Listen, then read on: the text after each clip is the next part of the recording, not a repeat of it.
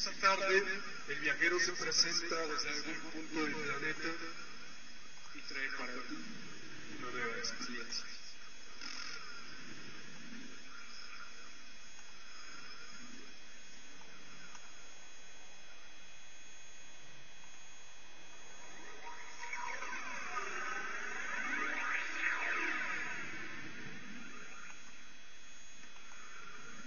Esta tarde, el viajero se presenta desde algún punto del planeta y trae para ti una nueva experiencia.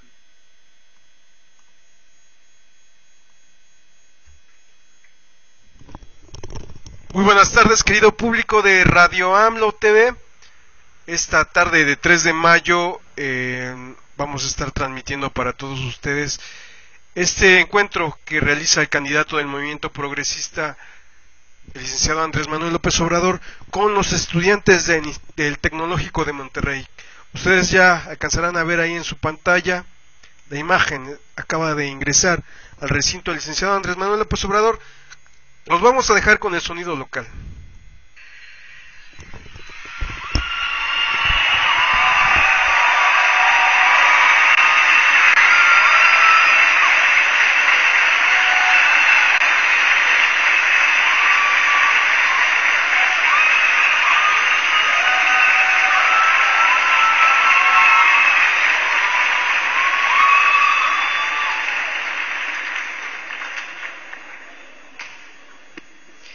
Buenas tardes tengan todos ustedes.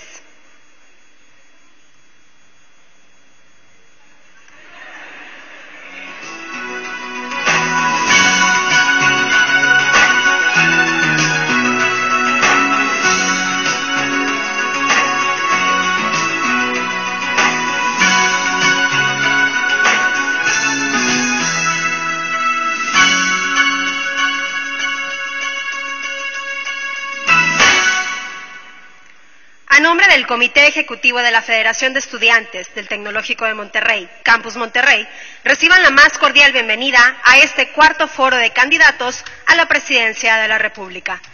La Federación de Estudiantes, consciente y preocupada de la necesidad del alumnado por tener una visión clara de la actual y decisiva situación política del país, busca que los estudiantes conozcan de cerca las distintas plataformas, objetivos y propuestas de cada uno de los candidatos a la presidencia de México para el periodo 2012-2018.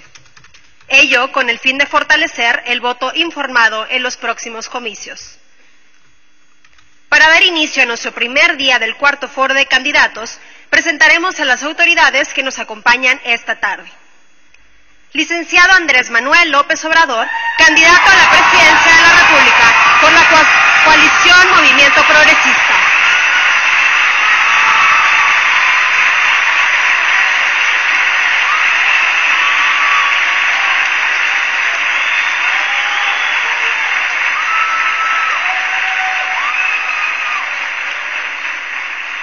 Mariem Álvarez Hoyt, presidente del Comité Ejecutivo de la Federación de Estudiantes del Tecnológico de Monterrey, Campus Monterrey.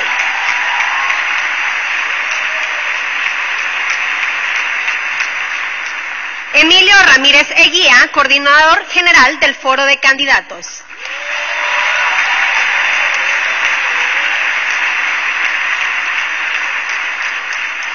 Rodrigo Loza Cantón, director de proyectos de la Federación de Estudiantes.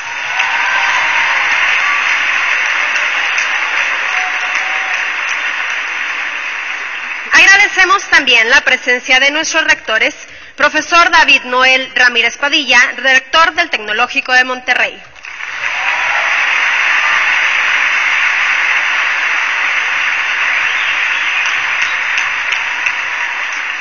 Doctor David Garza Salazar, rector de la Zona Metropolitana de Monterrey.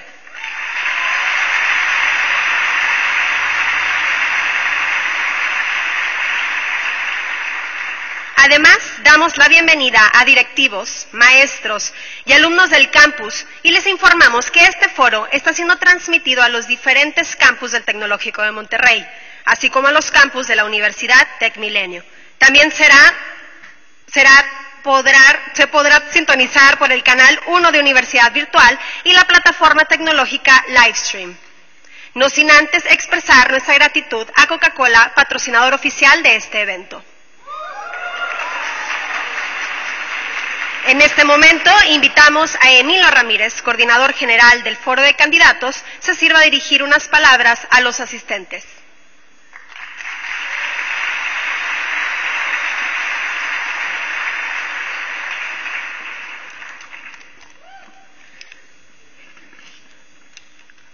Buenas tardes, Tecnológico de Monterrey.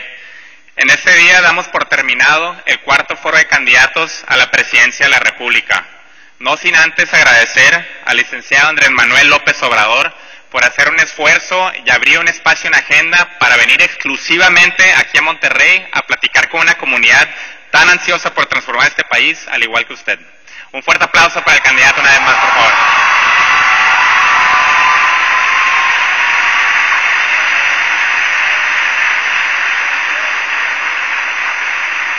Muchas gracias.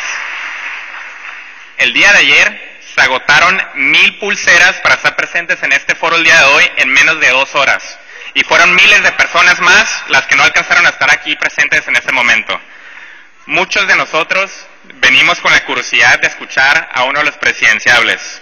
Otros llevamos esperando años ser partícipes de un acontecimiento histórico.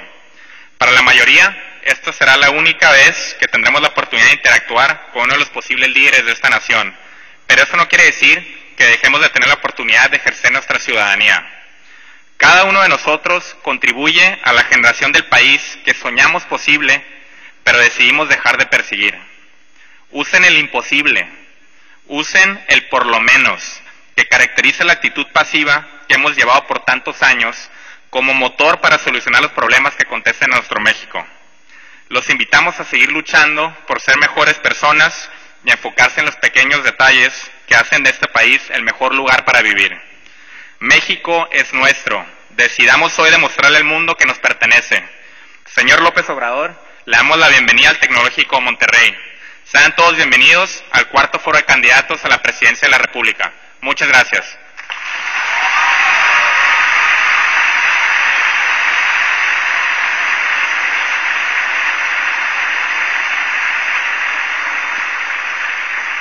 Gracias, Emilio, por tus palabras. Es importante destacar que al término de la ponencia del candidato se llevará a cabo la sesión de preguntas, por lo que les pedimos amablemente que las preguntas sean canalizadas a través del staff que estará ubicado en los extremos de cada fila. Esto será en los primeros 15 minutos iniciada la conferencia. Lo anterior con la finalidad de evitar interrupciones y respetar la ponencia de nuestro invitado, así como a los miembros de este auditorio.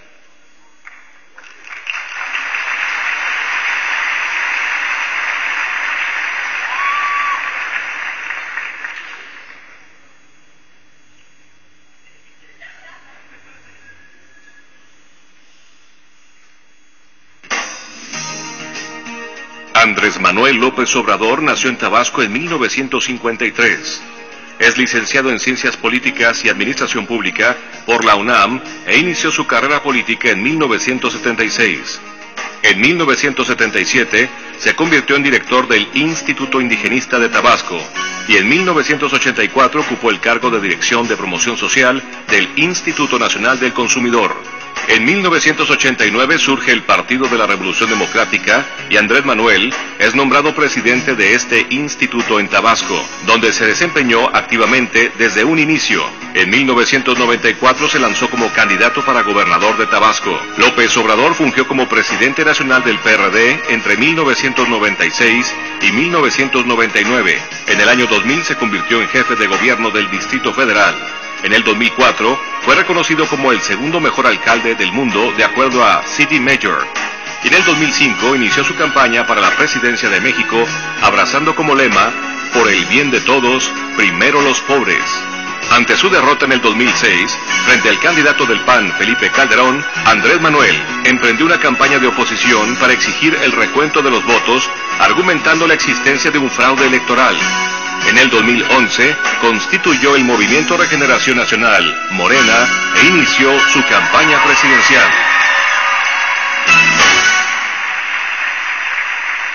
Con ustedes, el licenciado Andrés Manuel López Obrador.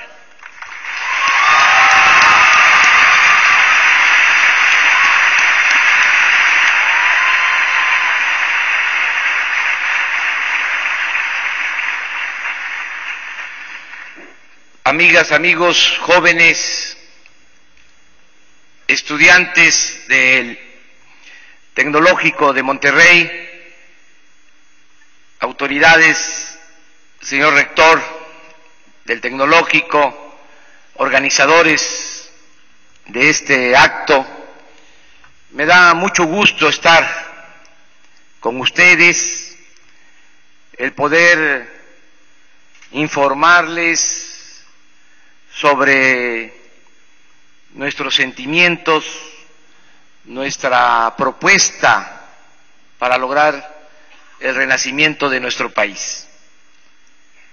Primero quiero agradecerles por su apoyo, su respaldo, su entusiasmo, la manera en que me reciben, que les agradezco mucho.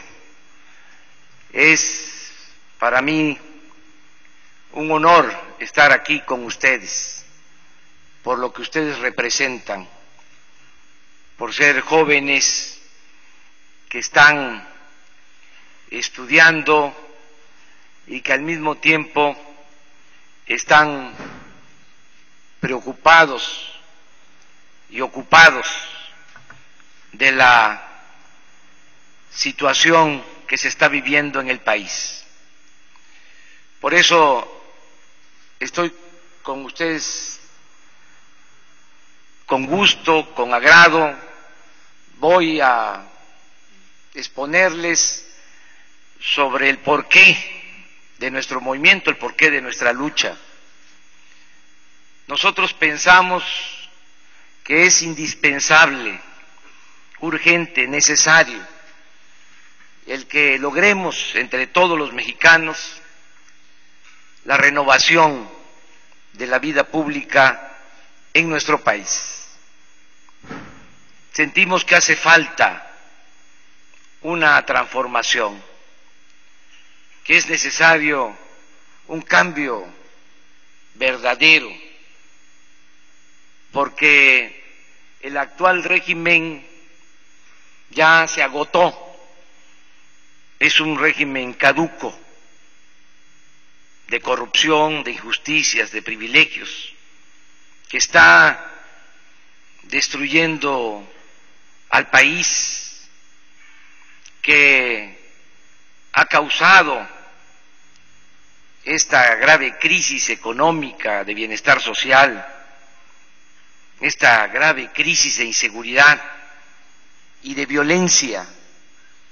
Por eso se necesita la renovación, el cambio, transformar, ya no continuar con lo mismo, porque si sigue este régimen no vamos a encontrar la salida, ni como pueblo ni como nación.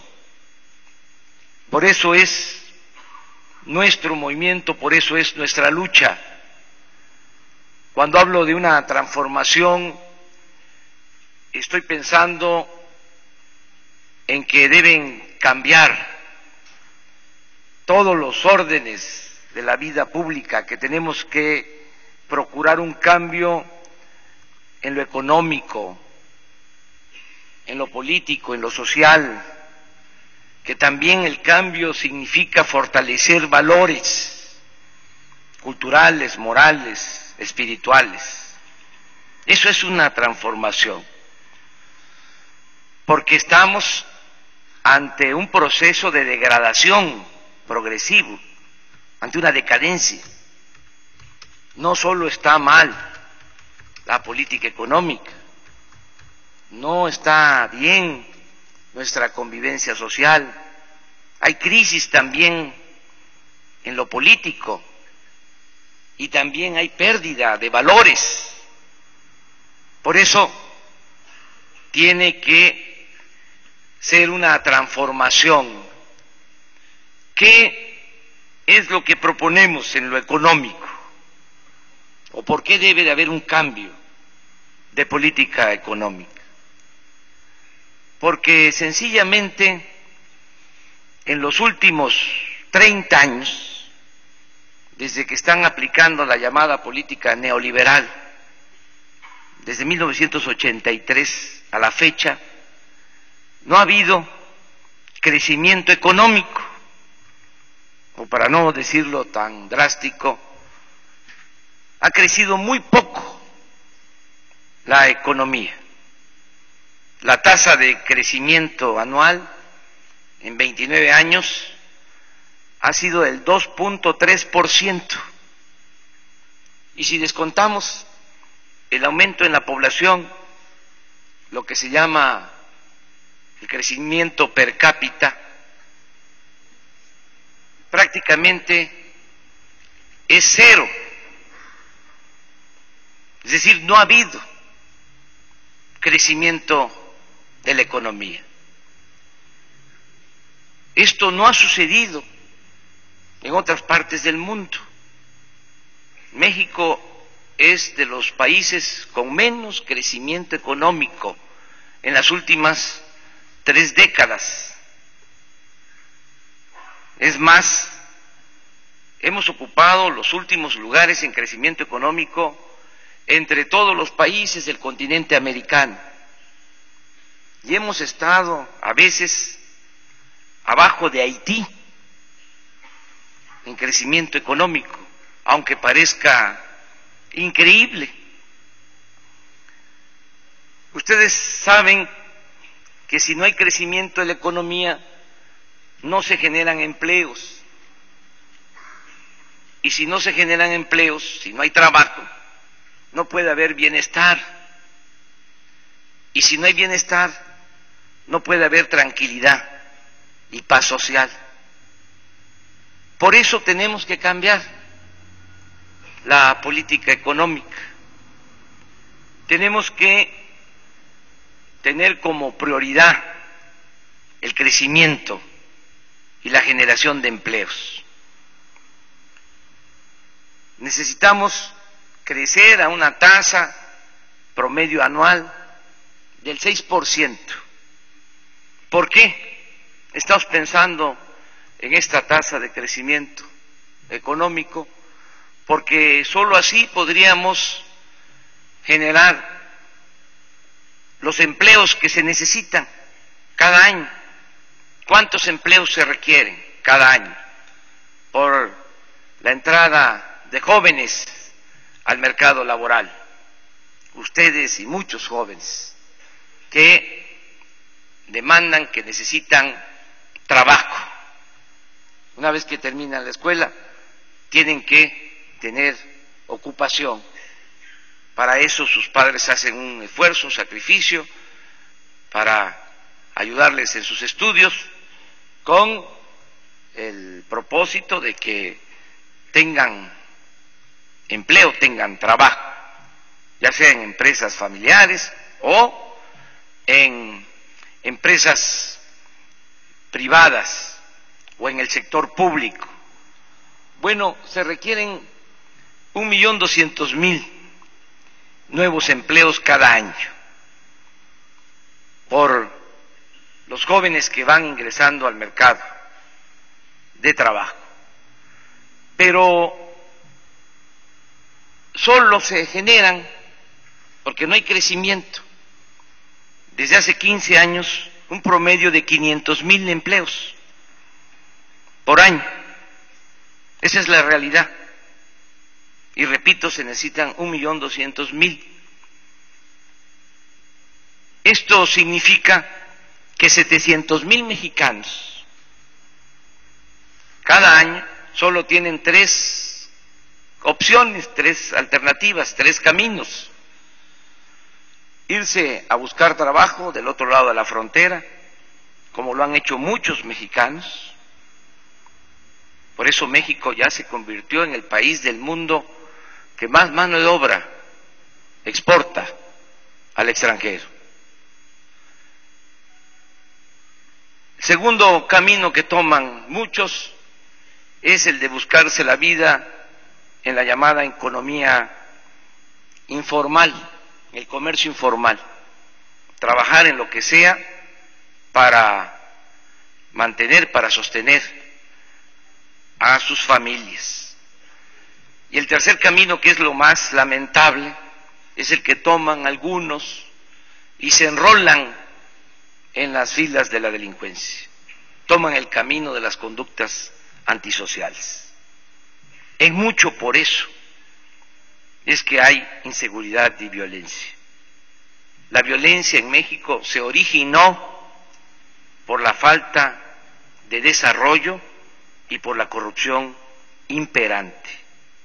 No es que los mexicanos seamos malos por naturaleza o que nacemos con vocación delictiva, son las circunstancias las que han llevado a muchos, y duele decirlo, a muchos jóvenes a tomar el camino de las conductas antisociales.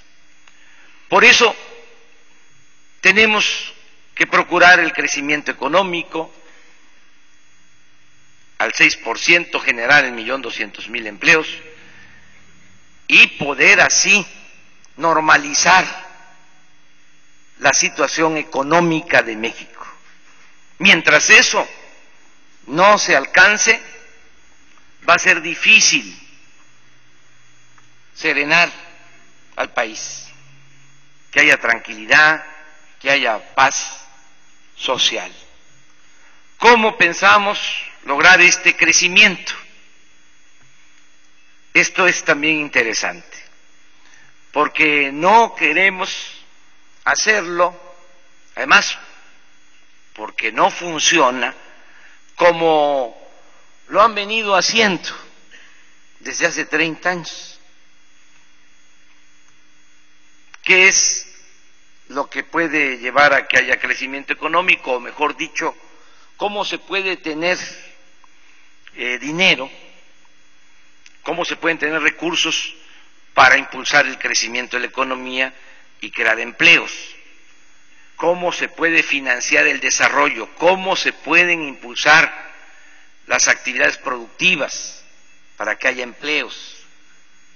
Bueno, lo que han venido haciendo desde hace cerca de 30 años ha sido apostar todo a las privatizaciones. Nos hicieron creer de que si se transferían bienes de la nación, bienes de todos los mexicanos a particulares, nacionales y extranjeros,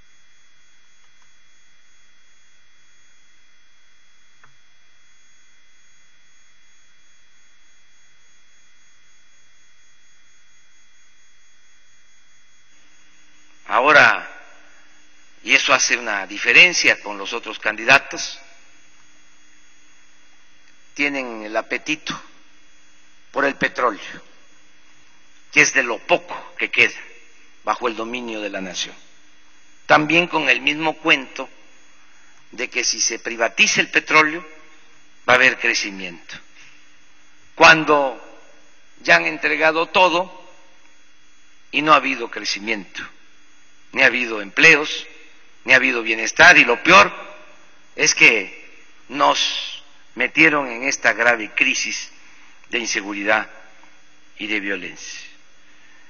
Entonces, esa es una forma de ver las cosas, pensando que si sigue la privatización va a haber posibilidades de que haya crecimiento de la economía. También hay quienes plantean que se recauda muy poco en el país, que hay que aumentar los impuestos, para decirlo con claridad, sobre todo que hay que aumentar el IVA, que tiene que ser un impuesto al consumo generalizado, mayor, y que así se puede tener dinero para financiar el desarrollo. Hay también quienes pueden pensar que se puede financiar el desarrollo aumentando el déficit, es decir, endeudando al país. Nosotros lo que proponemos, y es una fórmula mexicana que la vamos a patentar, porque plagian mucho. No sé si se han dado cuenta que ahora los otros candidatos ya repiten lo que nosotros hemos propuesto. No es presumir, es hablar con la verdad.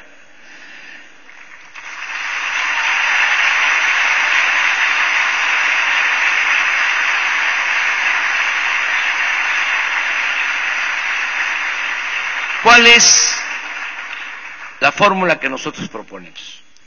Y tenemos la ventaja de que se puede aplicar esta fórmula porque somos libres, porque no estamos atados a grupos de intereses creados. Por lo general, los gobiernos son redes de intereses y de complicidades. Y por eso no pueden actuar con libertad y aplicar lo que mejor conviene a las sociedades, a las naciones. Nosotros proponemos 3 cosas para tener dinero, para financiar el desarrollo. Primero, combatir la corrupción, terminar con la corrupción, cortar de tajo con la corrupción, no solo por razones de índole moral, sino porque es mucho el dinero que se va por el caño de la corrupción. Hay presupuesto suficiente, y el presupuesto es dinero de todos, nada más que ni siquiera se sabe de cuánto es el presupuesto nacional. Si viviésemos en un país realmente democrático, todos conoceríamos al dedillo este dato, porque es dinero de todos. Siempre lo que se dice es que no hay presupuesto, y sí hay.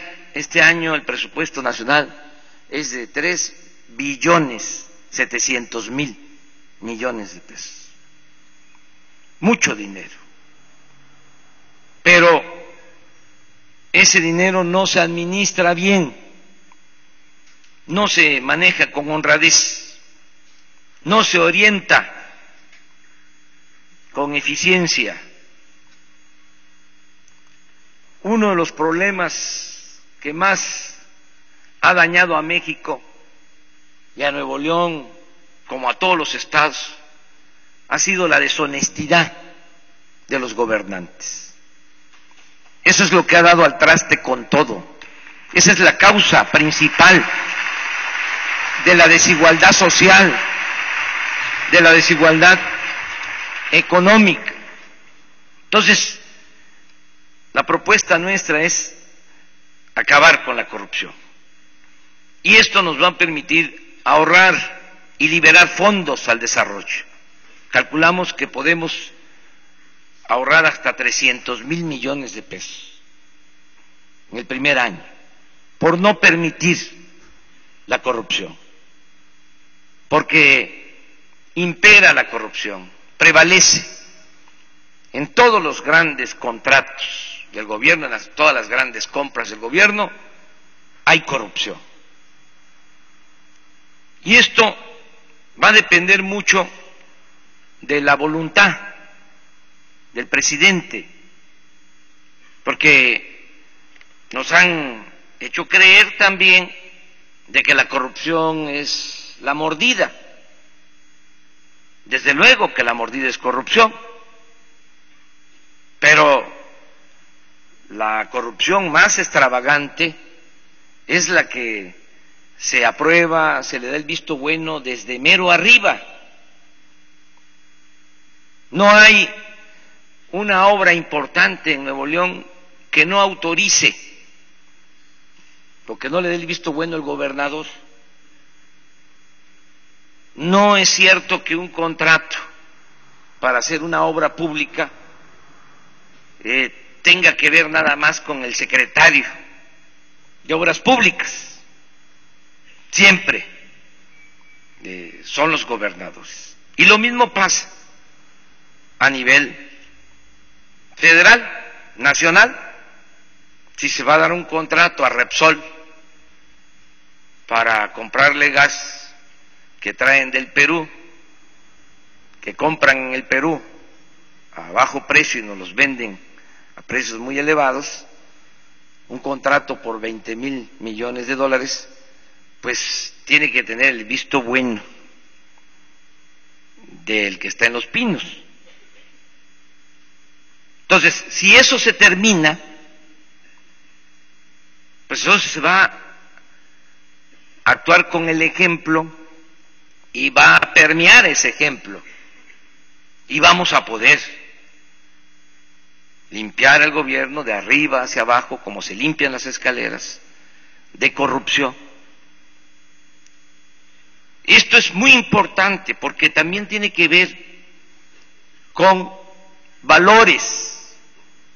¿Qué es lo que han querido hacer los malos gobernantes del país? Han querido que aceptemos todos los mexicanos la corrupción. Han querido que haya una cultura de la corrupción. Ahora se escucha de que el que no tranza no avanza. Y ahora también se está escuchando de que es mejor que regrese el PRI porque ellos roban pero dejan robar. Entonces, nada de eso. Tenemos que ponernos de acuerdo todos los mexicanos para poner por delante la honestidad. Ese valor lo tenemos todavía, lo tenemos en los pueblos, ese valor lo tenemos en las familias, nada más que no se le exalta, no se le da su lugar, porque va creciendo la mancha negra de egoísmo, de individualismo, de corrupción. Entonces tenemos que crear una cultura de la honestidad o fortalecer valores, esa gran virtud que es la honestidad, y poner la honestidad por delante y convertirla en estilo de vida y en forma de gobierno. Entonces, así, además de que nos vamos a sentir muy bien, muy fortalecidos moralmente, porque duele que cuando un extranjero haga referencia a México,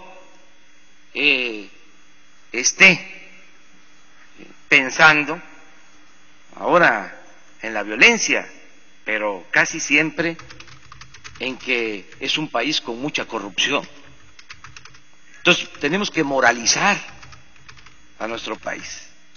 Pero repito, no solo por razones de índole moral, sino porque de esa manera vamos a tener dinero para financiar el desarrollo. La otra forma de financiar el desarrollo es que hagamos un gobierno austero, sobrio, no un gobierno con lujos,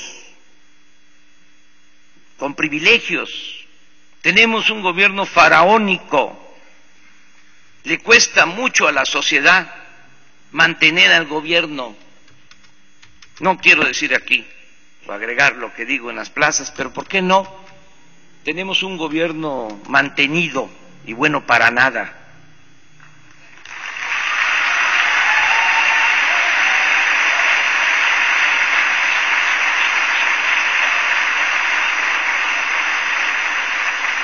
Nada más pensemos, hablaba yo de que el presupuesto son 3,700,000,000,000. El gasto corriente del gobierno es de 2,200,000,000,000.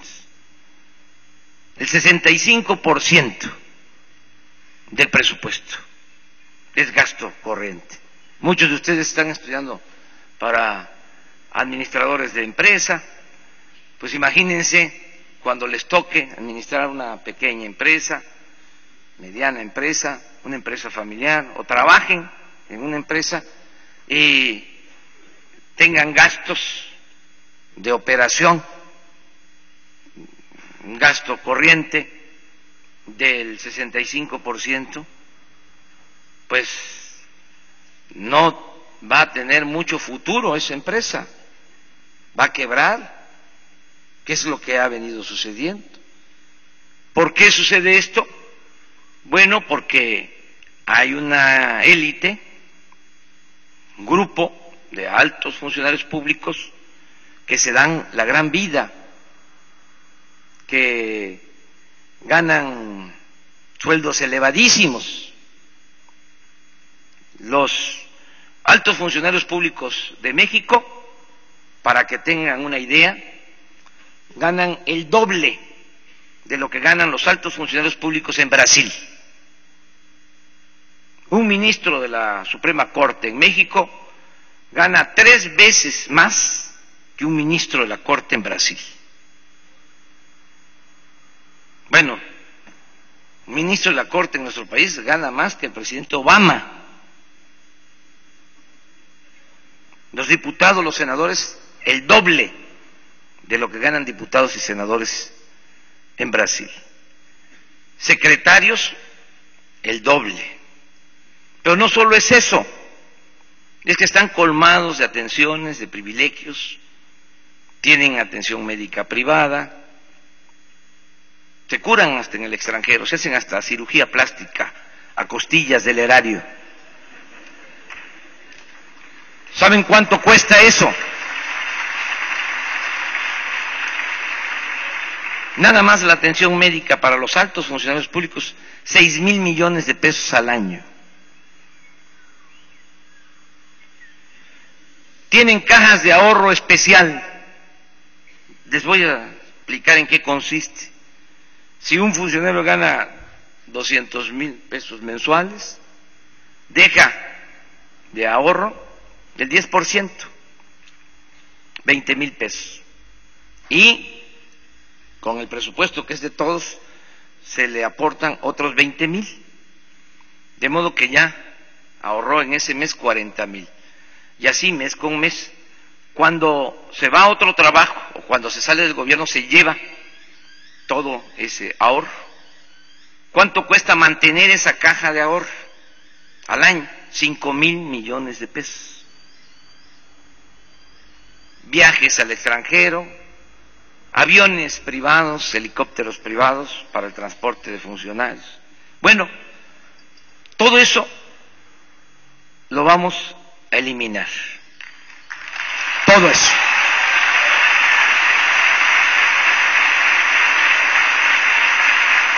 Vamos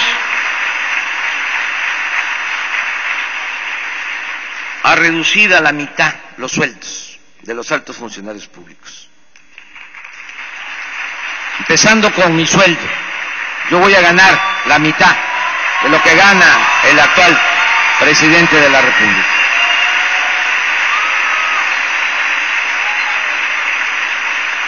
Esto nos va a permitir tener recursos. Vamos a ahorrar. También calculamos otros 300,000 millones.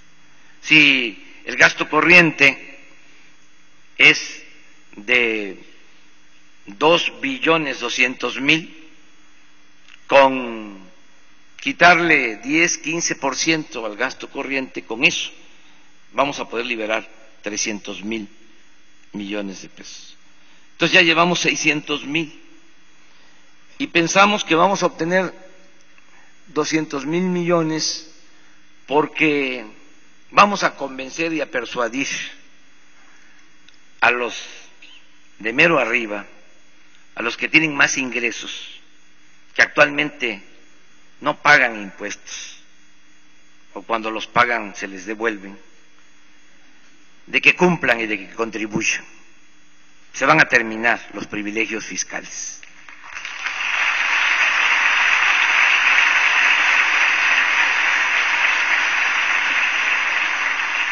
Nada por la fuerza, todo por la razón y el derecho. Les voy a poner un ejemplo, porque esto ayuda a entender las cosas. Además, ustedes están estudiando y independientemente de lo que suceda en julio, que espero que las cosas marchen bien, independientemente de todo, ustedes están aquí en este instituto, que es una institución importante de educación en el país, y todo lo que reciban de información es bueno, de cualquier profesionista, de cualquier político, de cualquier dirigente. Tener toda la información. Cuando se tiene la información, se tienen elementos para ir formando un criterio, y eso es importante en la formación profesional y también en lo que tiene que ver con la formación como ciudadanos, la formación de la vida. Hablando de esto de los privilegios fiscales, últimamente se han dado a conocer en Estados Unidos, allá se ventilan asuntos de corrupción en México, que suceden en el país, sobornos. Últimamente se dio a conocer lo de los sobornos de Walmart.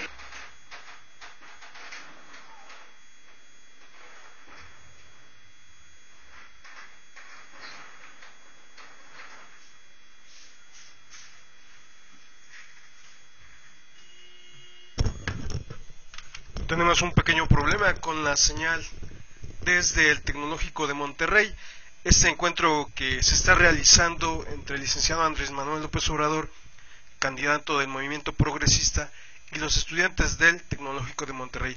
Estamos a la espera de restablecer la conexión. En unos segundos más estaremos transmitiendo para todos ustedes en directo este evento. Cabe destacar que hay una amplia participación de los jóvenes en este encuentro. Regresamos.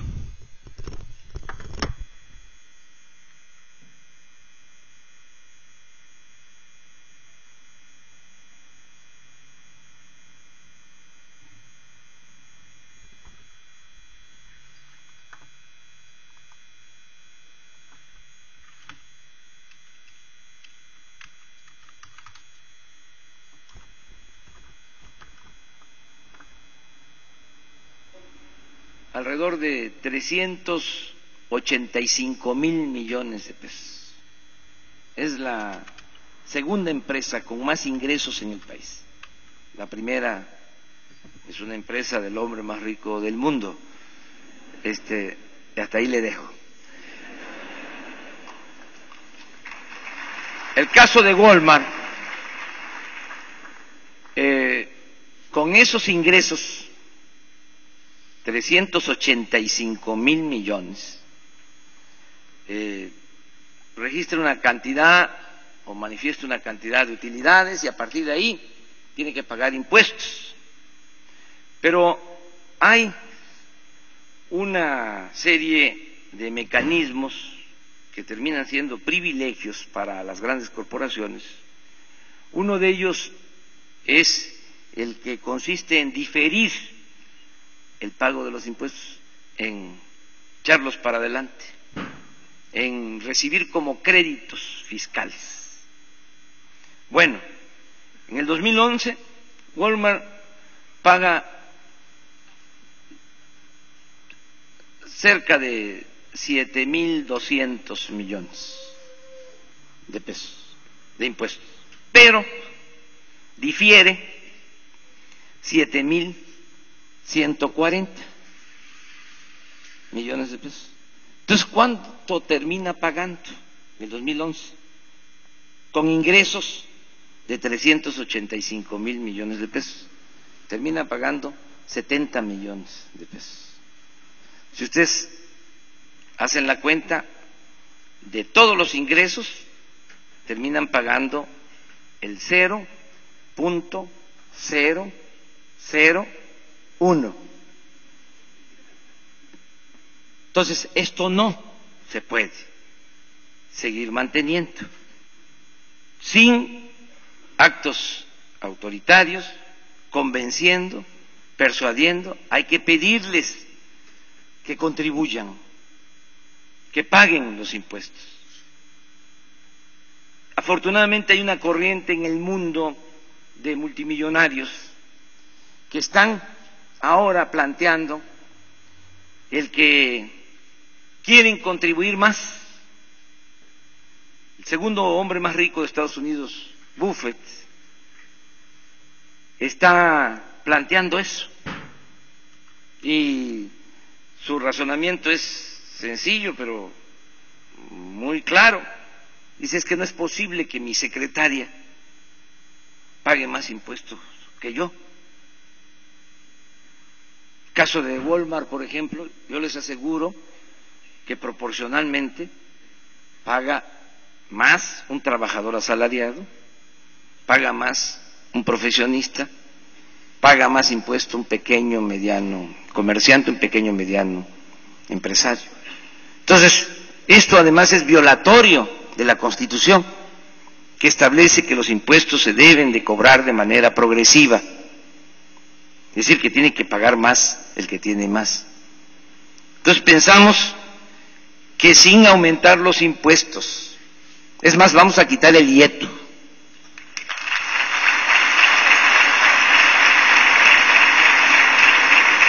Solo terminando con estos privilegios fiscales, vamos a tener una hacienda pública más fortalecida. Calculamos tener 800,000 millones de pesos. Y ese dinero es el que vamos a utilizar para impulsar el crecimiento. Vamos a aumentar la inversión pública, no para que sea la inversión pública la que permita crecer al 6%, no alcanzaría con la inversión pública. Además, se asfixiaría la iniciativa de la sociedad civil. Y nosotros queremos un modelo económico mixto, de asociación entre sector público, sector privado y sector social. ¿Por qué vamos a aumentar la inversión pública? Porque queremos utilizar ese dinero como capital semilla para convocar a la iniciativa privada a invertir en proyectos productivos. Fui jefe de gobierno en la Ciudad de México. Esta fórmula la aplicamos cuando se rehabilitó todo el Paseo de la Reforma, la Alameda, el centro histórico. Por cada peso que aportó el gobierno de la ciudad, la iniciativa privada invirtió 300 pesos. El proyecto lo propusimos nosotros, dimos todas las facilidades para la inversión, quitamos todas las trabas burocráticas y así se pudo rehabilitar Reforma, la Alameda, el centro histórico. Es lo mismo que estamos planteando, aplicar a nivel nacional. Vamos, por ejemplo, a volver a comunicar al país con trenes rápidos, con trenes balas, como en Europa, trenes que tienen un desplazamiento de 300 kilómetros por hora, y va a ser así, con participación pública, privada y social. La mayor parte de esos proyectos van a ser impulsados, financiados de esa forma. Con esto es que pensamos crecer a una tasa del 6% anual, con muchos proyectos productivos y generar empleos. Esto nos va a permitir también combatir la pobreza, combatir la desigualdad, de dos formas. Primero, si hay crecimiento y si hay empleo, la gente por sí misma sale adelante. Si la gente tiene trabajo y tiene ingresos, va a tener facilidad para resolver necesidades de salud, de educación, de vivienda. Lo primero es echar a andar la economía para que por sí misma la gente pueda salir adelante. Pero también, y eso es lo segundo, hay mucha pobreza en el país, y hay pobreza extrema. Y cuando se vive en la pobreza extrema, si no se ayuda, si no hay un apoyo de fuera, un apoyo externo, es muy difícil salir de esa esfera de pobreza y de necesidades. Por eso tenemos que garantizar mínimos de bienestar a los mexicanos. Tenemos que garantizar el derecho a la alimentación, que ningún mexicano se muera de hambre, que podamos garantizar el derecho a la alimentación a todos. También en toda esta idea distorsionada de las cosas para justificar este régimen injusto, siempre salen con el ejemplo de que es mejor darles, enseñarlos a pescar que darles el pescado. Sí, desde luego que sí, pero les enseñamos a pescar y ¿de dónde van a pescar? Cuando uno tiene una mascota en la casa, no se le dice, a ver, vete a buscar tu comida. Uno le da de comer. Entonces, ¿cómo no le vamos a dar de comer a un ser humano? Si no lo hacemos, pues es vivir en el pecado social.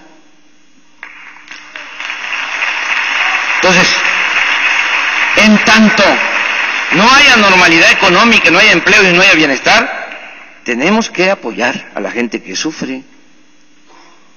Y va a haber una política de desarrollo social, de apoyo a adultos mayores, a personas con discapacidades diferentes, a madres solteras. Vamos a impulsar mucho la educación pública, vamos a impulsar mucho todo lo relacionado con el derecho a la salud, atención médica, medicamentos gratuitos para los que no tienen seguridad social. Y tenemos que hacer esto no solo por razones humanitarias, y así quiero terminar, porque ya se me pasó mi tiempo. Tenemos que hacer esto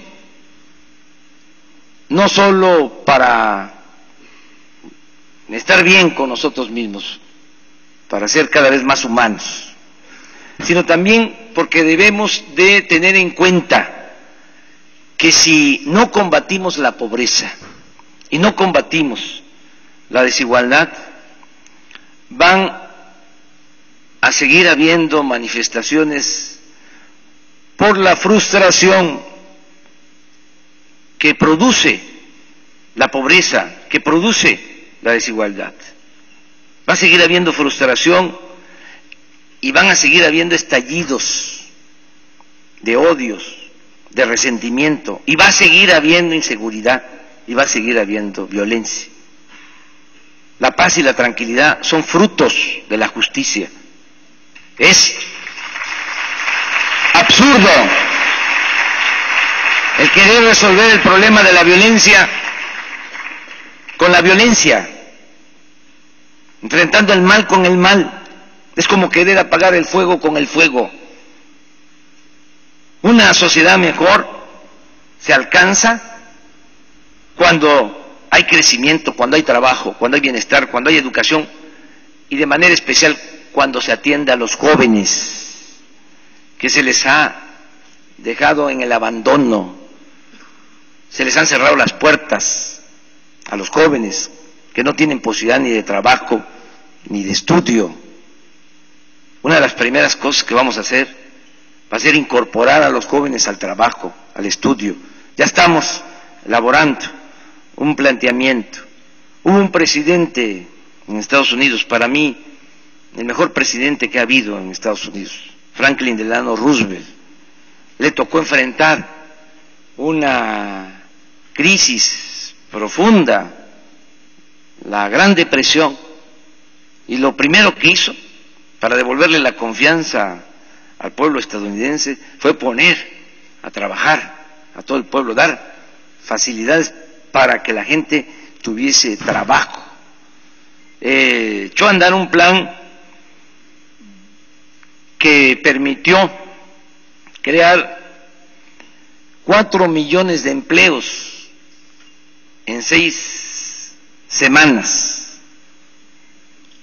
Y sobre todo le dio trabajo a los jóvenes. ¿En qué? Pues jóvenes sembrando los campos, reforestando, en obras de infraestructura, capacitando, educando. Hay muchas formas de darle ocupación a los jóvenes. Por ejemplo, muchos profesionistas que no tienen trabajo actualmente y podrían ocuparse en capacitar, en formar. Estoy haciendo el compromiso de que ningún joven se va a quedar sin la oportunidad de estudiar. Se rechazan 300,000 jóvenes cada año que no pueden ingresar a las universidades públicas. Vamos a darle oportunidad a esos 300,000 jóvenes, ya no va a haber rechazados. Vamos a necesitar para eso maestros. Hay muchos profesionistas sin empleo. Vamos a crear un ambiente nuevo. Necesitamos crear una atmósfera de progreso, de justicia, cambiar esta atmósfera de frustración, de inseguridad, de violencia. Y así es como pensamos serenar al país.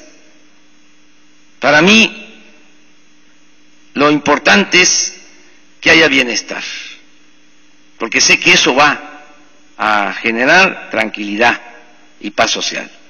Lo segundo, para serenar al país, no permitir la corrupción. Estoy nombrando a miembros del gabinete, los que me van a acompañar cuando triunfemos, y estoy nombrando a gente honesta. Por cierto, aquí está Fernando Turner, que es egresado del Tecnológico de Monterrey. Él va a ser el próximo secretario de Economía, que ahora se va a llamar secretario de Desarrollo Económico, porque vamos a impulsar la actividad productiva. Fernando es de esta región, ha vivido todo el tiempo aquí en Monterrey, es un empresario exitoso. Él me va a ayudar para que salgan adelante los proyectos. Otro egresado del Tecnológico en Monterrey va a ser el secretario de Energía, Adolfo Helmond.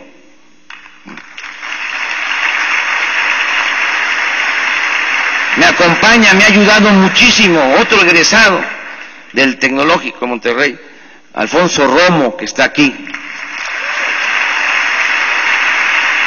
Y muchos otros. Pero para serenar al país, justicia, honestidad.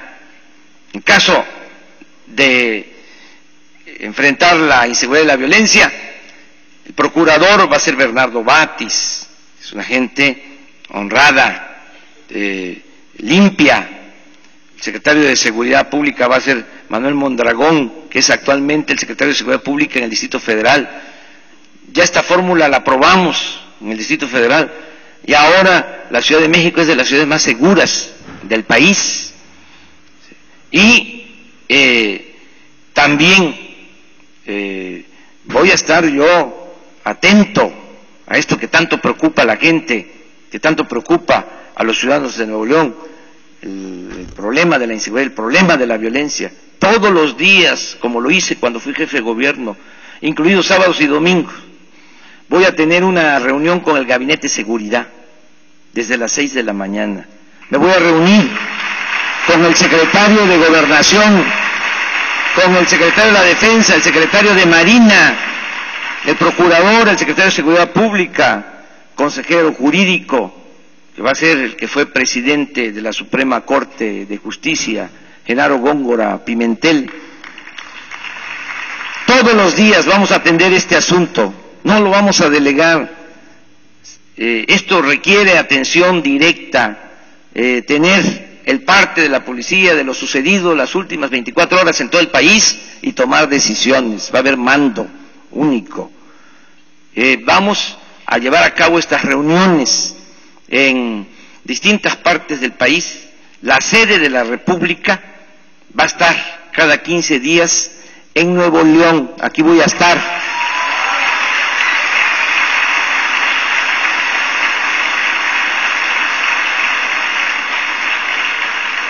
Y así vamos a garantizar la tranquilidad y la seguridad pública. Me extendí, aunque he tenido el reloj en la mano, pero me ha dado mucho gusto estar aquí, compartir con ustedes estos momentos. Muchas gracias.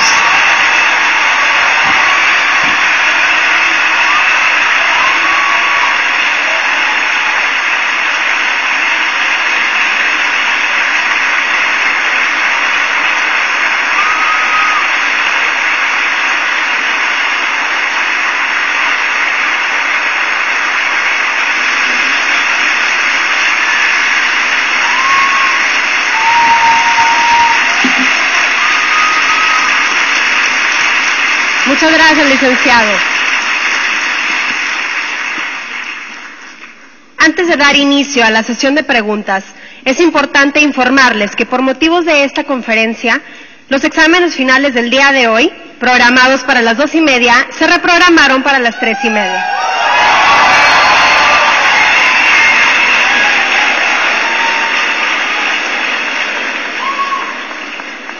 Ahora daremos inicio a la sesión de preguntas. Licenciado, aquí va la primera pregunta. Esta es de Eric Darío García Suárez, de Ingeniería en Tecnologías Computacionales, Coatzacoalcos, Veracruz. La pregunta es, ¿qué diferencia hay entre su propuesta política del 2006 y esta, de manera que quienes no lo apoyaron lo harán este 2012?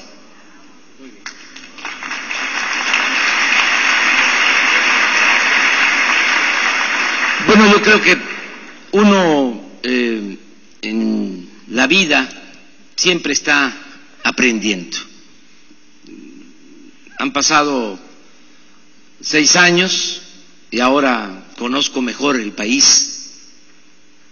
He recorrido todos los municipios de México, 2042 municipios del país, y visité también con un egresado del Tecnológico de Monterrey, con Gabino Cue, los 418 municipios indígenas de usos y costumbres de Oaxaca. Conozco todos los municipios del país, he recogido los sentimientos de la gente, conozco de cuánta potencialidad tiene nuestro país, cómo es un país extraordinario, y desde luego que conozco más a la gente, porque nuestro país tiene una cultura o tiene un mosaico de culturas. Somos herederos de la gran civilización mesoamericana y de ahí también dimana, y de las aportaciones de otras culturas, de otras civilizaciones, el que el pueblo de México sea un pueblo con vocación productiva, un pueblo trabajador. El ejemplo es Nuevo León, es un pueblo emprendedor, así en todo el país, y también un pueblo bueno, un pueblo noble, un pueblo lleno de bondad. Entonces todo eso lo he aprendido ahora, o lo sabía, porque como se dijo en la reseña, yo llevo 35 años trabajando para la gente humilde, para la gente pobre, desde que salí de la universidad. A los 23 años fui director del Instituto Nacional Indigenista de Tabasco. Trabajé 6 años en comunidades indígenas, ahí aprendí a trabajar para la gente, pero ahora tengo más experiencia, mucho más experiencia.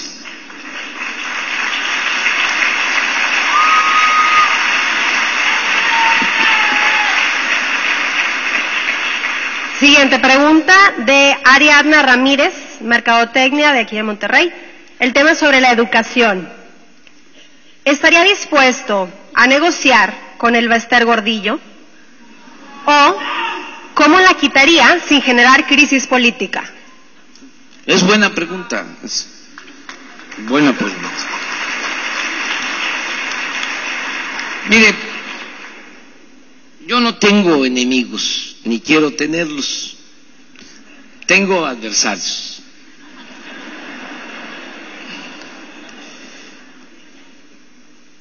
Y no queremos venganza, queremos justicia.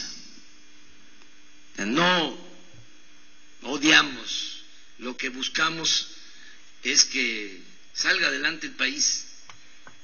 A veces tenemos que hablar fuerte, porque también es necesario. La república amorosa también es decir la verdad.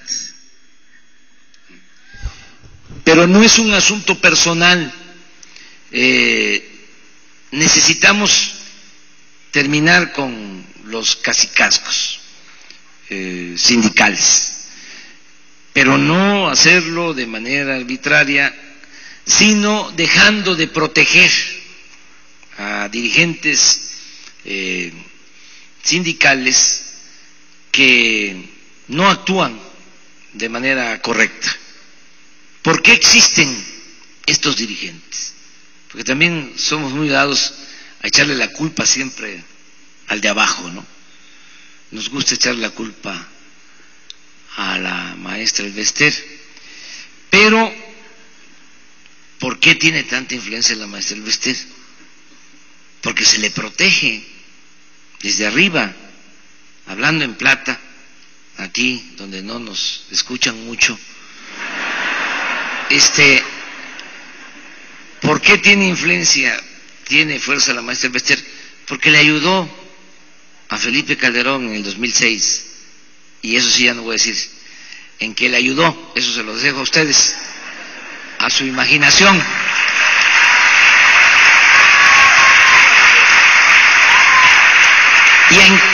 Y a cambio, Felipe Calderón le entregó prácticamente la Secretaría de Educación Pública, porque hasta hace unos meses el yerno de la maestra Elvester era el subsecretario de Educación Básica de la SEP. Y la educación básica pues es todo, es preescolar, primaria, secundaria. Le entregó la Lotería Nacional, le entregó el ISSSTE. Entonces, cuando hay estas relaciones de complicidad, cuando hay relaciones de complicidad y de componendas, pues no se puede poner orden. ¿Qué es lo que necesita México? Entre otras cosas, necesita un gobernante que tenga libertad, que represente a todos, no un gobernante sujeto, sometido, subordinado a grupos de intereses creados. Entonces, ¿qué vamos a hacer con la maestra Elvester? Pues no va a haber ningún atropello sin testerearla. Sencillamente ya no va a haber apoyo de Los Pinos para ningún cacicazgo. Eso es todo.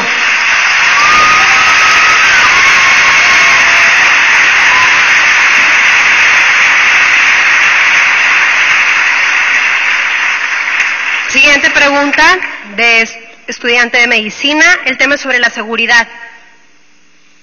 Con su propuesta de cambio de estrategia en materia de seguridad, ¿cuáles serían las medidas concretas para solucionar la crisis de seguridad en el país? ¿Se contempla la desmovilización del ejército y regreso a cuarteles? ¿Modificaciones legislativas a la Ley de Seguridad Nacional? ¿Legalización de las drogas? ¿Cómo sustituiría al ejército en 6 meses si no hay suficientes policías honestos?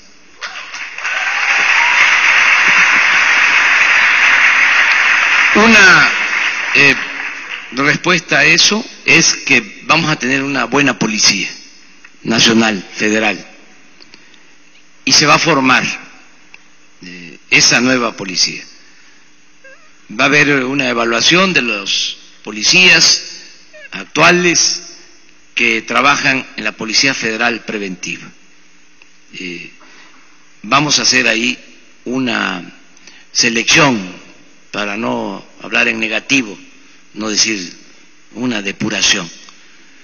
Se va a hacer una selección y se van a convocar a ciudadanos para trabajar como policías. Se les va a formar, va a haber adiestramiento y sobre todo va a haber formación moral.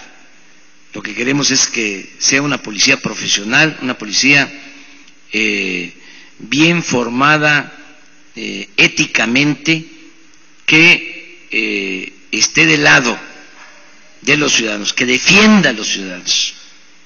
Porque el problema es que la policía en México en general no está del lado de los ciudadanos, no defiende a los ciudadanos. Parte de la crisis de violencia es de que las policías están trabajando para la delincuencia organizada. No hay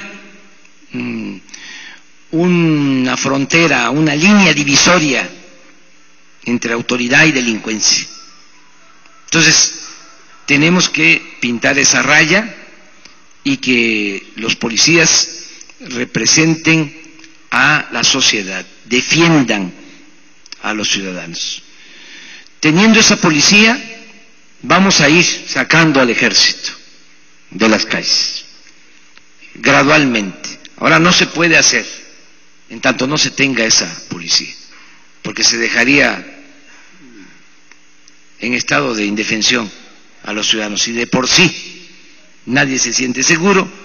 Si se toma una medida de esas, no sería recomendable.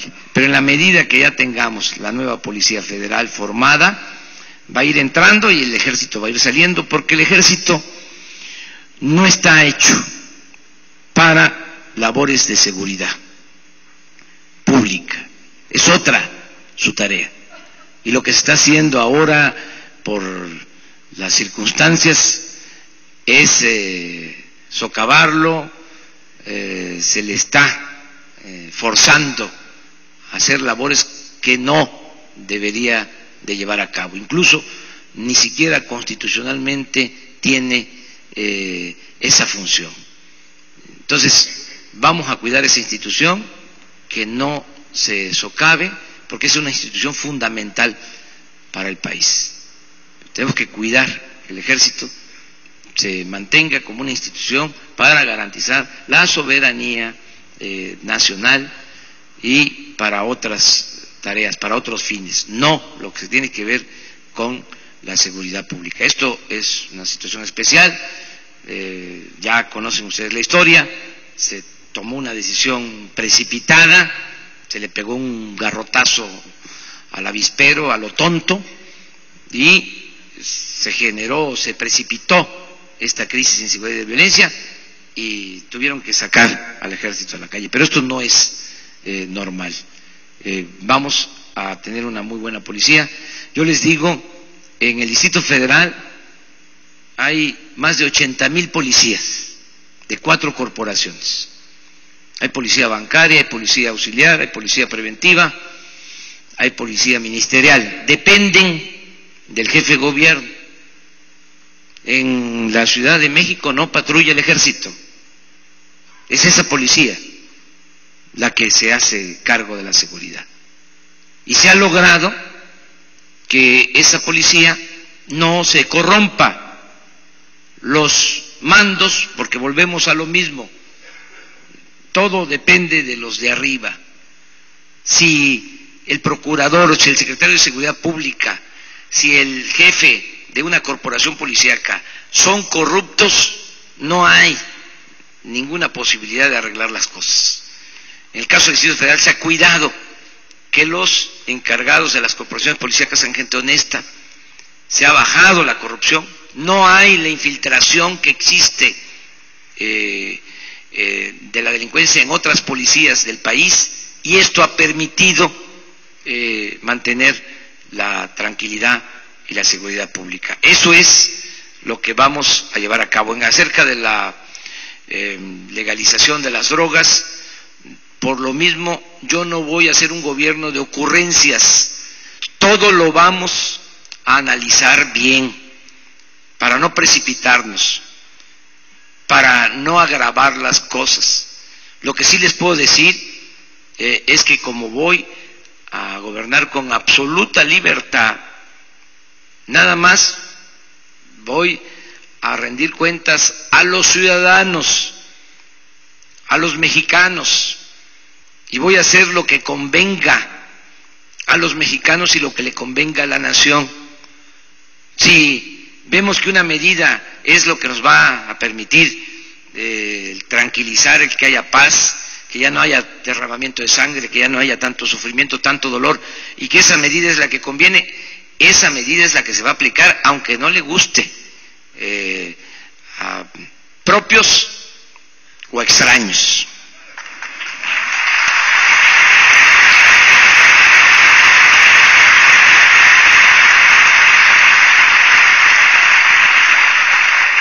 Pregunta de David Tobar, ingeniero industrial de Tampico, Tamaulipas. El tema es sobre la economía. ¿Cómo piensa aumentar los salarios sin crear inflación y desempleo? No, los salarios no se aumentan por decreto. Esto tiene que ver con la productividad y tiene que ver con el que haya crecimiento, el que haya desarrollo. Esa es mi propuesta. Yo lo único que estoy planteando es que procuremos, y es un compromiso, de que el salario mínimo aumente por encima de la inflación.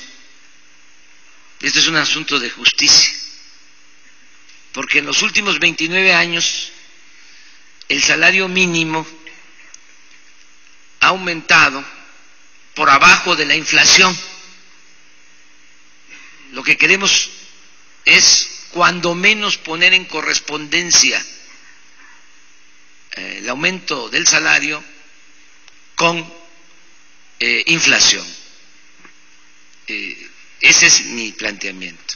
Por ejemplo, aumentan el salario 4%, pero tenemos una inflación del 5, del 6%. Nada más vean lo que aumentan los precios de los combustibles, siempre por encima del aumento al salario mínimo. Entonces queremos poner en correspondencia inflación con aumento de salario mínimo, para que no se siga deteriorando el poder adquisitivo del salario. Les voy a dar un ejemplo. Hace 30 años, un salario mínimo alcanzaba para comprar 50 kilos de tortilla. Hoy un salario mínimo alcanza para comprar 5 kilos de tortilla. De ese tamaño ha sido el deterioro del poder adquisitivo del salario. Entonces eso no puede seguir siendo así. Entonces lo que planteamos es que cuando menos podamos frenar el deterioro en el salario mínimo y poco a poco iniciar la recuperación de todo lo que se ha perdido en todo este periodo. Ese es nuestro planteamiento, el que el salario mínimo sí aumente por encima de la inflación, no abajo de la inflación. Lo demás tiene que ser a partir de la productividad, a partir de que las empresas tengan ingresos, tengan posibilidades de pagar mejores salarios. Eso es lo que estamos planteando.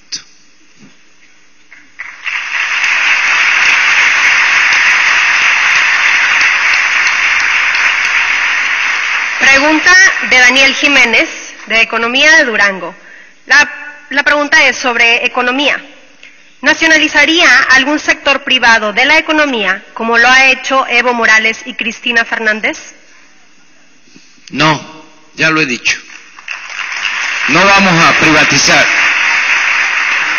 más, pero tampoco vamos a expropiar o nacionalizar. Yo no hubiese privatizado de la manera como lo han hecho, es decir, no hubiese yo, por ejemplo, permitido el que hayan entregado tantas concesiones para la explotación del oro, de la plata, del cobre en nuestro país. ¿Saben cuánto han entregado? 50 millones de hectáreas del territorio nacional. Nuestro país tiene 200 millones de hectáreas. Han concesionado el 25% del territorio nacional para la explotación del oro, de la plata y del cobre. Ni en la época de Porfirio Díaz se enajenó tanto suelo patrio. Pero bueno, ya se hizo. No vamos a revocar esas concesiones. Nada más que vamos a pedir que estas empresas mineras, que son la mayoría extranjeras, que contribuyan, porque saben ustedes que ni siquiera pagan impuestos por la extracción de minerales. No pagan impuestos. Y esto no lo pueden hacer en Canadá. La mayor parte de estas mineras, el 80% de la minería está ahora en manos de empresas canadienses. Allá tienen que pagar el 15% de impuestos por la extracción de minerales. Otra cosa que les vamos a pedir es que se cuide el medio ambiente, porque destruyen el territorio, contaminan. Eso no lo pueden hacer en Canadá. Le vamos a pedir que hagan exactamente lo que llevan a cabo allá en su país. Igual, no queremos más. Lo mismo.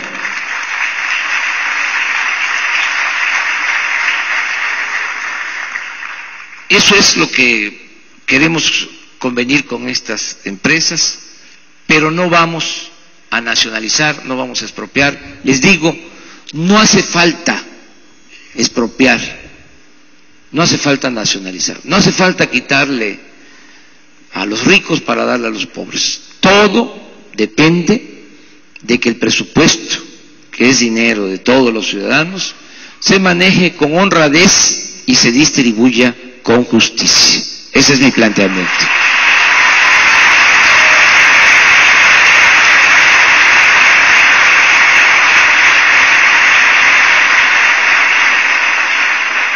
Con esto damos fin a la sesión de preguntas. Muchas gracias, licenciado López Obrador, por su participación. Muchas gracias a ustedes. Invitamos a nuestra amiga Mariem a que entregue un reconocimiento por parte de la Federación de Estudiantes a nombre de la comunidad del Tecnológico de Monterrey.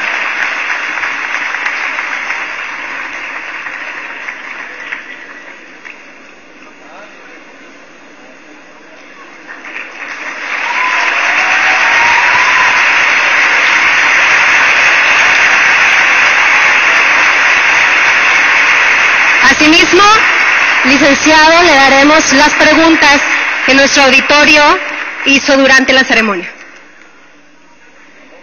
Vamos a darle las preguntas que el auditorio dio durante la conferencia.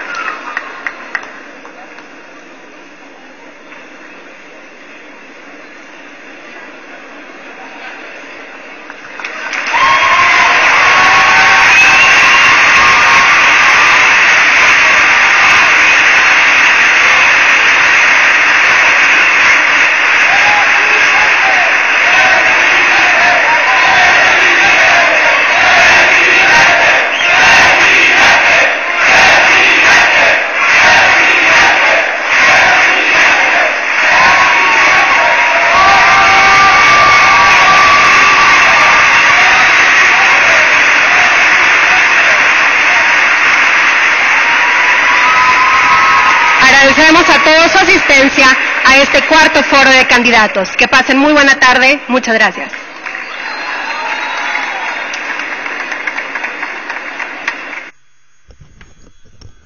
Pues hasta aquí este foro que se realizó en el Tecnológico de Monterrey. Allá estuvo presente el licenciado Andrés Manuel López Obrador, candidato del Movimiento Progresista. Y bueno, cabe destacar un punto que se nos hace crucial y fundamental en relación al proyecto que él está planteando, y hablando de las 3 palancas de desarrollo para que el país crezca.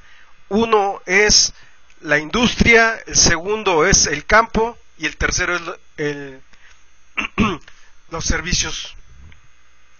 Este modelo ya estuvo en algún momento implantado en México, incluso vinieron los chinos a México, copiaron el modelo, y China es hoy por hoy una de las principales potencias económicas del mundo, siguiendo este modelo que hoy planteó y retomó el licenciado Andrés Manuel López Obrador. Nos despedimos, que tengan una excelente tarde, hasta la próxima.